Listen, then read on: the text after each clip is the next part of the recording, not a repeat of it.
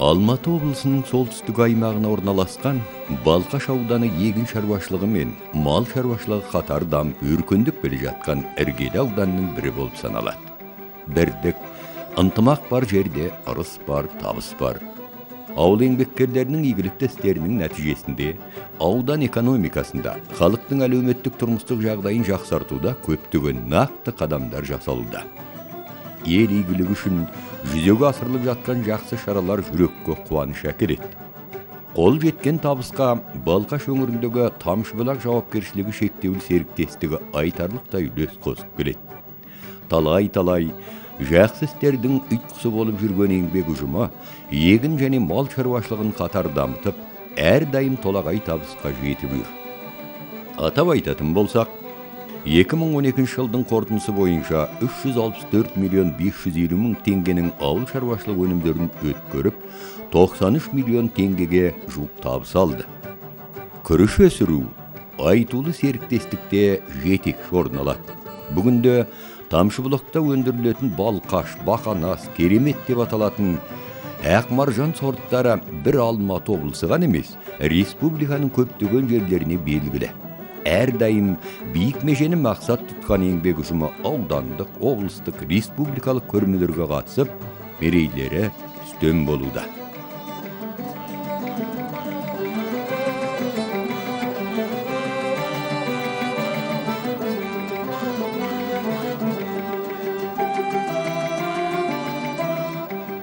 Көрнекті мемлекет және қоғам қайраткері биылғы жылы ғасырлық тойы торқалы той тойланып өткен Балқаш жерінде Дінмұхамед Ахметұлы Қонаевтың игі бастамасымен тыңға түрен салған Ағдала алқабындағы Береке ауылы сонау 90-шы жылдары шын мәнінде құлдырап шаруашылықтың шатқаяқтаған кездері болатын.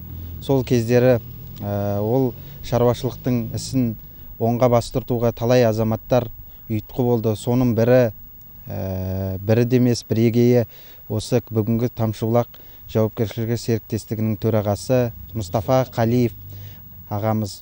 Ол кісі осы шатқаяқтаған шаруашылықты аяғынан тік тұрғызып, Береке ауылының әлеуметтік жағдайын оң жағына өзгеруіне өзіндік үлесін қосып жүрген азамат деп айтар едім. Қандай табыс, жетістік болмасын, жігерді еңбек арқылы келеді. Болашақ мол өнім үшін күрес ерте көктемнен басталады. Есел еңбектер мен ел ырысын арттырып жүрген диқан қауымының арасында көктемнің бір күні жылғазық деген қанатты сөз бар. Тамшыбұлақ жауапкершілігі шектеулі серіктестігінің еңбеккерлері мұны жақсы түсініп, еңбек ырғағын бір сәтке де бұзбауға бар күш жігерін салады. Ағдаладағы көктемгі науқан жұмыстары өз дәрежесінде және сапалы атқарылуы керек. Сонда ғана уақыттан ұтылмай болашақ мол өнімнің негізін қалайсың. Көктемгі дала жұмыстары ішінде күріш дақылын егудің көптеген ерекшеліктері бар. Күріш тұқымы себілместен бұрын алқап ерекше тегістеуден өтеді. Жер неғұрлым тегіс болса, су бір қалыпты болып, күріштің ойдағыдай өсіп жетілуіне оң әсерін тигізеді. Халқымыздың бір бар азаматы Дінмұхамед Ахметұлы Қонаев жолдастың бастамасымен осы Ағдала алқабы сол 80-ші жылдардың кезінен бастап игеріле бастаған. Сол игерілген шаруашылықтардың ішіндегі осы ең іргелі шаруашылықтың біреуі деп есептейміз. Бұрынғы аты тыңның 25 жылдығы болып аталатын. Қазір біз осы Тамшыбұлақ жауапкершілігі серіктестігі облысында еңбек етіп жатырмыз. 3000 гектар суармалы жер бар. Соның ішінде біз енді жылда 1800-2000 гектар жерге күріш егіп жүрміз. Күріштің қазір мінекей біз осы күрішке кірісе бастадық. Осы мына тұрған жеріміз жоңышқа, 3 жыл жоңышқа болған жер, 4-ші жылы күріш егісіне айдап жатырмыз. Бұл енді өзі күріш деген дақыл өзі өте қиын егілуі, өнімді жақсы беретін дақыл, бірақ егілуі қиын, көп күтімді қажет ететін дақыл.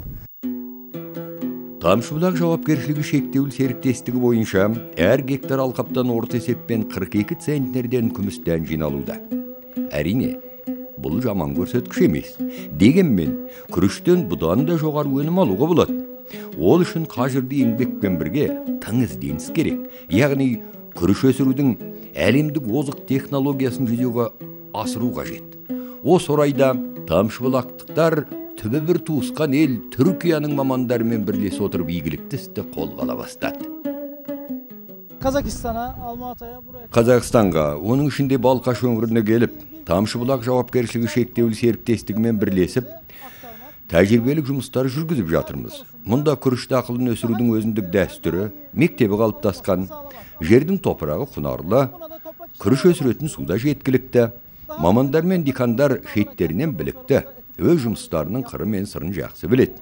Біз қазір күріш алқаптарын сапалы дайындауға, әсіресе жерді мұқият тегістеуге назар аударып отырмыз. Ол үшін лазерлі жер тегістеу жұмыстарын қолға алдық. Бірлесе атқарып жатқан жұмыс өз жемісін береді деп сенеміз. Күріш 90 күн бойы суда тұрады. Ертеңінде біз осы 1 мамырдан бастап суға сұраныс беріп жатырмыз. Сол 1-нен бастап біздің арықтарымызға су келе бастайды. Соңғы біз енді су ала бастаймыз күрішке. Күріш жүрген жерде міндетті түрде жоңышқа дақылы егіледі. Жоңышқа дақылы біріншіден жерімізді құнарландырады. Екінші, мал азығына өте таптырмайтын дақыл өсіп кетеді. Осы өңірдегі жеке шаруашылықтардың барлығы осы бізден жылда жоңышқаны сатып алып отырады.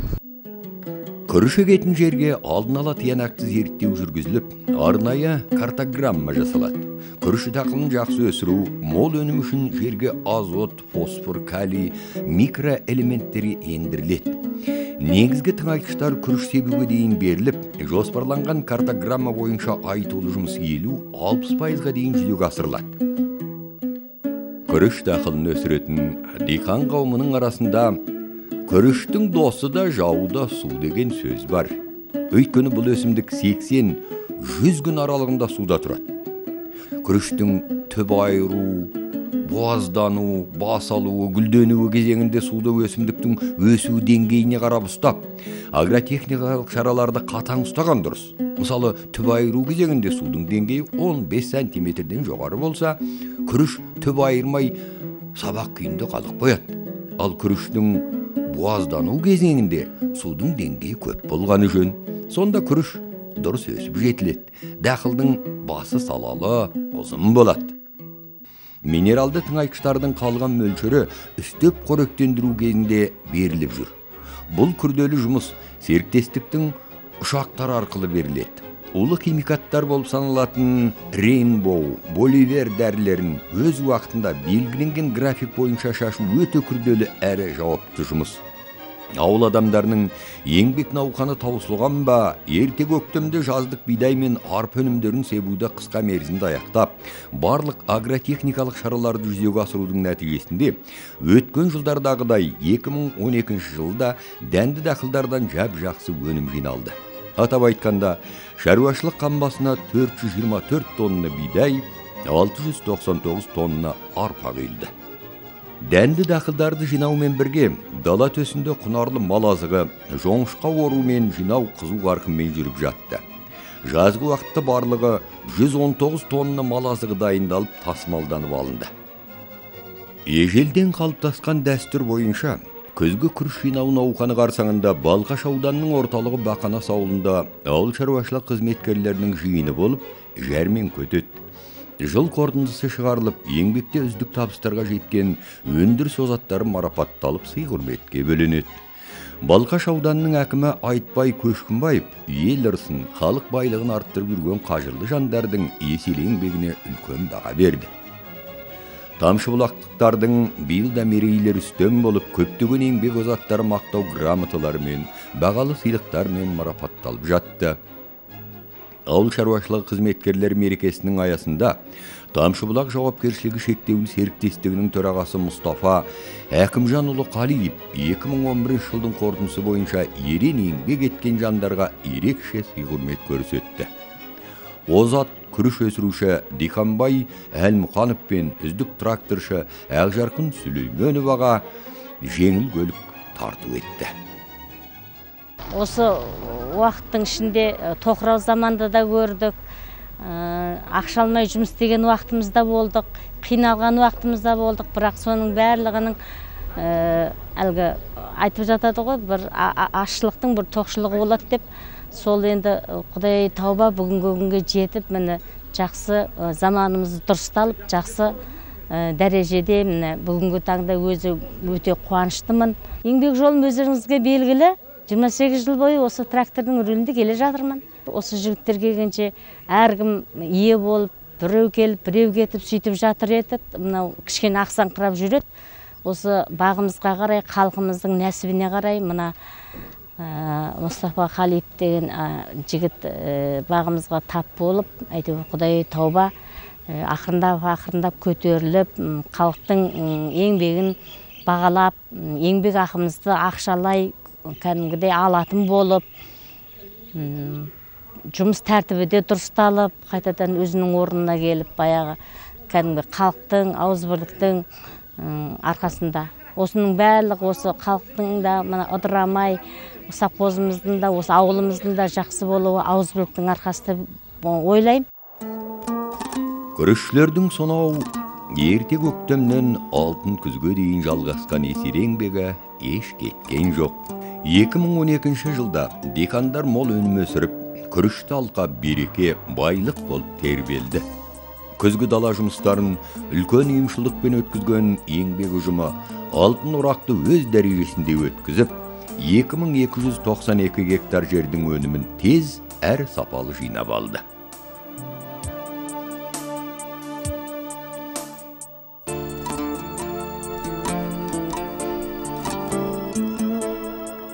Қазір өздеріңізге белгілі, жастардың барлығы мына коммерциядағы бизнесте жүрген жастардың барлығы оңай жолменен пайда тапқысы келеді. Ал енді ауыл шаруашылығына келіп, маңдай теріменен, өзінің еңбегіменен осындай елдің ризашылығына бөленетін азаматтар қолмен санайтындай өте аз. Соның бірі мына Тамшыбұлақ шаруашылығы. Осы жерде мінекей Береке селолық округі деп айтылады. Сол Береке округінде Тамшыбұлақ шаруашылығы өзінің директоры Қалиев Мұстафа Әкімжанұлы деген азамат. Сол азамат жайында біраз тоқталып айта кеткім келеді. Өзінің сол халқын, сол жердегі экономикасын, осы ауданның көтеруіне көптеген үлесін қосып жатыр. 3200 гектардай егістік жері бар. Сол 3200 гектардың 2200 гектарына күріш дақылдарын егеді. Өте жоғарғы сортты мына Заря деген және Пакли деген сорттарын күріштің. Және де бұл жерде бір жақсы айта кететін мәселе, осы кейінгі технологияға байланысты жерді лазерлеп тегістеу технологиясын пайдаланып қазір сондайды енгізіп жатыр. Сол күріш алқабының өзінен қазір бүгінгі күнге 48 центнерден 11 мың тоннаның үстінде күріш алды. Ол енді өздерінің жаңағы таза еңбегі, сол жердің халқының барлығын жұмыспен ұйымдастырып, жұмыспен қамтып отыр. Шаруашылық қырманында күріш тау болып үйіліп, бағал дақылды тазалау жұмыстары қызу қарқынмен жүріп жатты. Қырман басындағы басшы да, диқан қауымы да ерекше қуаныш құшағында. Я, еселең бекпен келген қуанышқа не жетсін?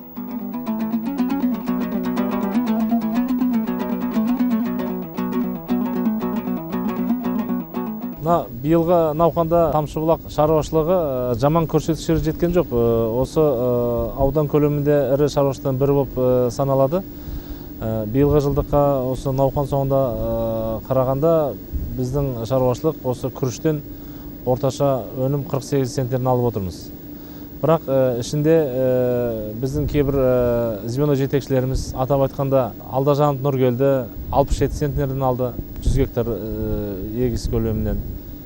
Отарбаев Марат 64 центнер алды. Диханбай Әлмұханов азаматымыз жылдағысындай биылда жоғары көрсеткішке жетіп 57 центнерден өнім алып беріп отыр. Тамшыбұлақ жауапкершілік шектеулі серіктестігі таңда үлкен рөл атқарып отырған инновациялық талаптарға сай тындырымды жұмыстар атқаруда. Олар өздері өндірген күрішті өңдеп, ақтау арқылы елеулі табысқа жетіп отыр. Серіктестік қырманның жанында бүгінгі күннің талабына сай озық технологиялармен жабдықталған күріш ақтайтын зауыт жұмыс істейді. Мұнда күніне 41 тоннаға дейін күріш ақтауға толық мүмкіндік бар. Осындай көрсеткішке жеткеніміз бір жағынан соңғы жылдары біздің агротехнологиямызды жақсартып, барлық жұмысты жоғары деңгейде жүргізіп жатырмыз. Атап айтқанда соңғы жылдары мына біздің егіс алқаптарын лазермен тегістеу жасап жатырмыз. Бұл өте бір керекті, маңызды және уақыт пен қаржыны көп талап ететін жұмыс болып отыр. Дегенмен де бұның күріш алқабын күріш өсіруге өте пайдасы зор. Өйткені өздеріңіз білетіндей, күріш суды қажет етеді, 100 күн суда тұрады. Оның судың деңгейін ұстап тұру үшін бізге жердің тегіс болғаны қажет. Соның арқасында биыл осындай үлкен жетістіктерге жетіп отырмыз. Жерді тегістегеннің арқасында әрине де біз бұларға минералды тыңайтқыштар, органикалық тыңайтқыштар, тұқым улайтын дәрі-дәрмектер пайдаланып, және де осы өсімдіктердің өсуіне әсер ететін тыңайтқыштарды пайдаланған әсерінде осындай жетістіктерге жетіп отырмыз. Біздің шаруашылық биыл 2292 гектар жерге күріш егіп, одан 11.000 тонна үстінде өнім алдық. Биылғы өніміміз өте көңілге қонарлықтай болып отыр. Сапасы да жоғары. Қазіргі пайдаланып жатқан сорттарымыз осы өзіміз жергілікті сорттар. Келешекте осы Ресейден, Түркиядан жоғары өнімділігі жоғары күріш алып келсек деген ойымыз бар. Ынтымағы жарасқан шаруашылықта осы егістермен бірге мал шаруашылығы да қатар дамып өркендеп келеді. Білікті маман Айдар Басығарайып айтулы саланы көптен бері басқарады. Бүгінгі таңда малда ауылда 200 жылқы бар. 2012 жылдың қорытындысы бойынша әр 100 биеден 70 құлын алынды. Айтулы түліктің өсіп көбеюіне байырғы жылқыша Қаныш Боранбаевтың қосқан үлесі шексіз.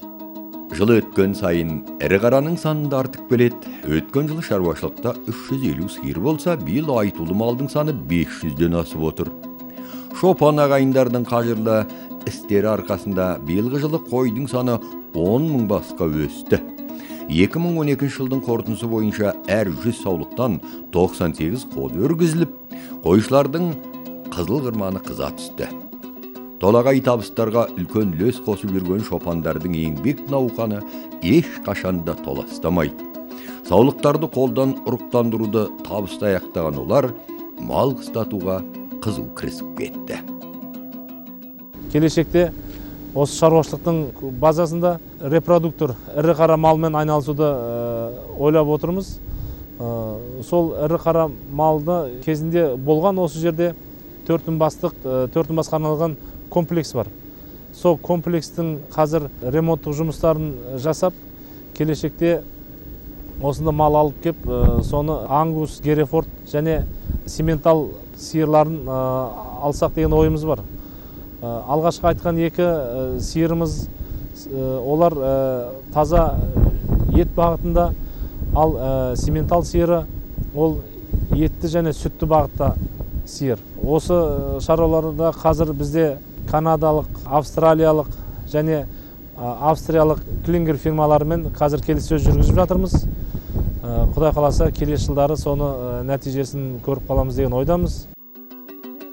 Ауыл шаруашылығын дамыту, өркендету үшін бүгінгі күн талабына сай келетін машина трактор паркын жабдықтау қажет. Осы орайда да жауапкершілігі шектеулі серіктестігінде көптеген жұмыстар жүзеге асырылуда. Нақты айтатын болсақ, 2012 жылы шаруашылық бойынша 111 миллион теңгеге жаңа техникалар сатып алынды. Халықтың әлеуметтік тұрмыстық жағдайын жақсарту бүгінгі күннің ең басты міндеттерінің бірі. Тамшыбұлақ жауапкершілігі шектеулі серіктестігінің орталығы Береке ауылы қазіргі таңда Балқаш ауданындағы ажарлы ауылдардың бірінен саналады. Халықты жұмыспен толық қамтамасыз етіп, ынтымағы мен берекесін ұйытып отырған шаруашылық басшылары елді мекеннің әлеуметтік жағдайының жақсаруына қыруар қаржы бөліп, мәдениет үйі, орта мектеп күрделі жөндеуден өткізілді. Ел игілігі үшін тойхана, дүкен, дәріхана ашылды. Осы игістер ауыл адамдарының еңбекке деген құлшынысын арттырып, елдің ертеңгі күнге деген сенімін арттыра түсуде.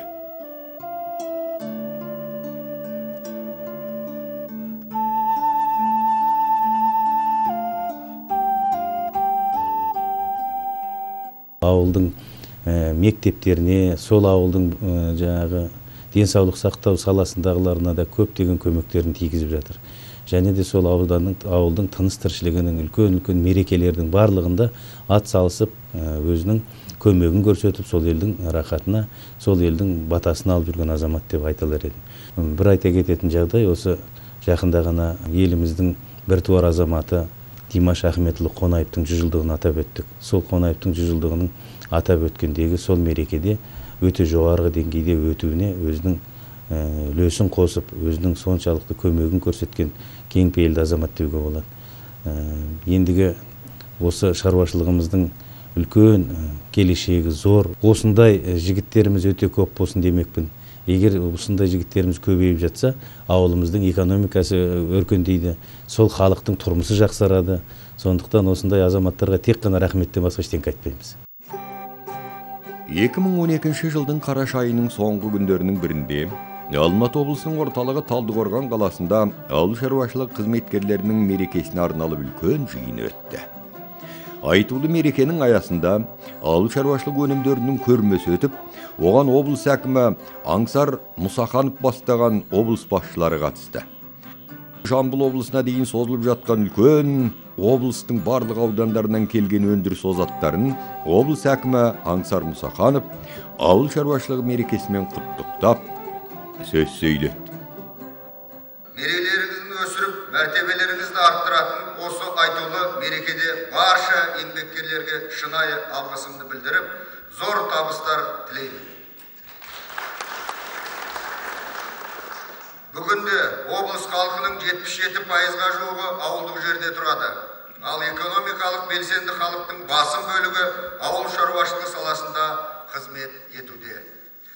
Еңбегі көптің өнбегі көп дегендей, осы аталған сала мамандарының тынымсыз тірлігі нәтижесінде облысымыз республика бойынша ауыл шаруашылығындағы жалпы өнімнің 17%-ын өндіруде. Мұндай үлкен көрсеткіштерге ең алдымен елбасы Нұрсұлтан Әбішұлы Назарбаевтың басшылығымен жүргізіліп жатқан сындарлы саясатының осы салаға айрықша көңіл бөліп, үлкен қолдау білдірудің арқасында қол жеткізудеміз. Мәселен, биылғы жыл ауыл шаруашылығына бюджеттен бөлінген қаржы өткен жылмен салыстырғанда 3,5 миллиард теңгеге артып, 18,5 миллиард теңгеге жетті. Соның нәтижесінде өңірдің агроөнеркәсіп кешенінің индустриалды инновациялық жаңғырту, заманауи құрал, жабдықтарды, интенсивті технологияларды қолдану негізінде дамып, ауыл шаруашылығы жылы 304 миллиард теңгенің өнімін аяқтау жоспарлап отырмыз. Жалпы биыл ауыл шаруашылығы үшін қолайсыз жыл болғанын қарамастан, облысымызда 1,062,000 тонна астық жиналды. Мал мен құстың саны, олардың өндірілген өнім көлемі орта есеппен 2%-ға артты. Қайта өңдеу саласында шикізат даярлайтын нысандарды ашу бағытында мақсатты жұмыстар жүргізілді. Мерекелік жиында еңбекте үздік жетістіктерге жеткен еңбек ұжымдары мен жеке өндіріс озаттарына лайықты сый мен құрмет көрсетілді. Екінші орында Балқаш ауданы Тамшыбұлақ жауапкершілігі шектеулі серіктестігі иеленді. Басшысы Қалиев Мұстафа Әкімжанұлы. Облыс әкімінің 2 дәрежелі дипломы және 720 мың теңге ақшалай сыйлығымен марапатталады.